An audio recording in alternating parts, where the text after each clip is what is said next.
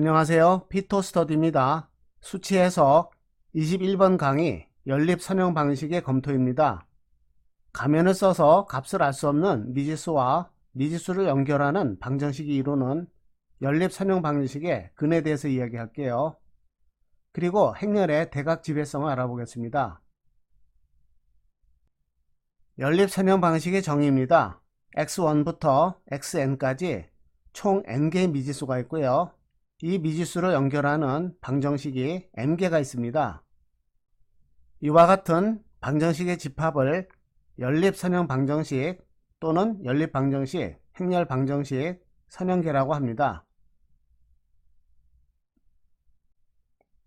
연립선형 방식을 수학적으로 나타내기 위해서 행렬 한 개와 두 개의 벡터를 도입합니다.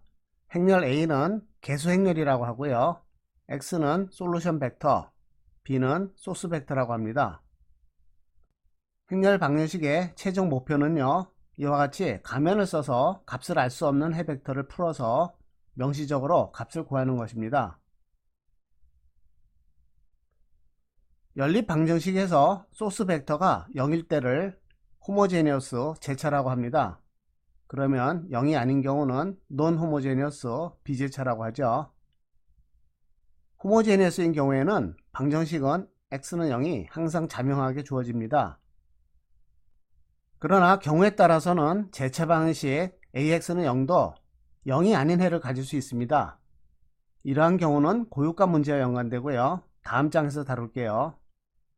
챕터 3에서는 B가 0이 아닌 비제차 방식만을 고려하겠습니다. 미지수의 개수와 방정식의 개수가 서로 다른 경우를 볼까요? 미지수의 개수가 방정식의 개수보다 많은 경우에 옆으로 길쭉한 행렬이 나오고요. 이 경우를 부정이라고 합니다. 부정 행렬의 경우에는 해가 무한히 존재할 수 있어요.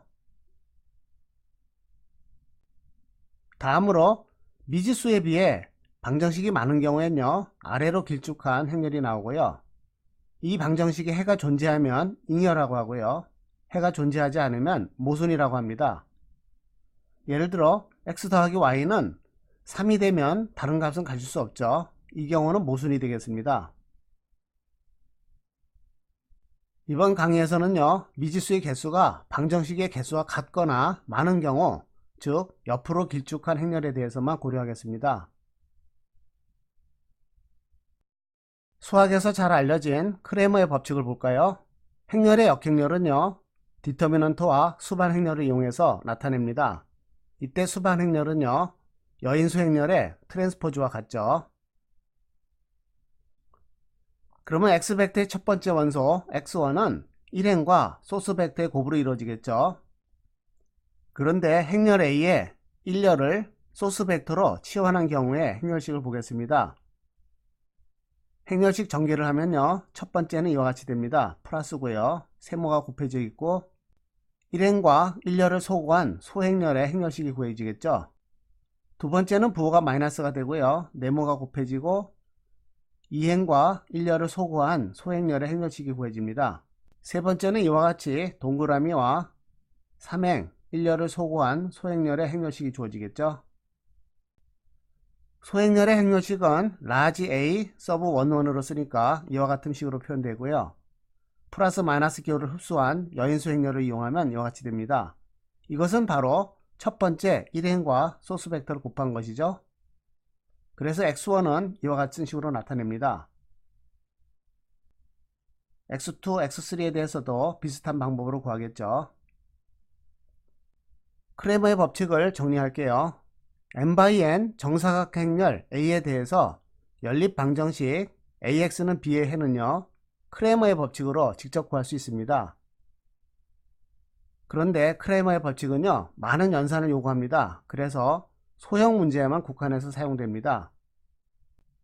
3x3 행렬에 대해서 크레머 법칙은 아주 간단합니다. 행렬의 디터미넌트를 구하고요. 이 디터미넌트의 1열을 소스 벡터로 치환한 경우의 D1, 2열을 치환한 D2, 3열을 치환한 D3를 이용해서 이와 같이 식으로 나타납니다. 아주 간단한 표현이죠. 하지만 크레머의 공식은요, n이 커지면 팩토리얼의 곱하기가 필요합니다. 예를 들어 15 팩토리얼은 1조 개가 되니까 계산을 감당하기가 어렵겠죠. 그래서 수치적으로 방정식을 풀겠습니다.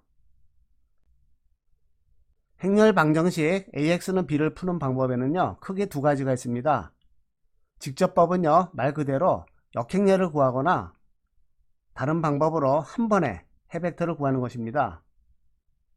이것의 가장 약점은요, 기억 장소와 계산 시간에 있어서 아주 불리합니다.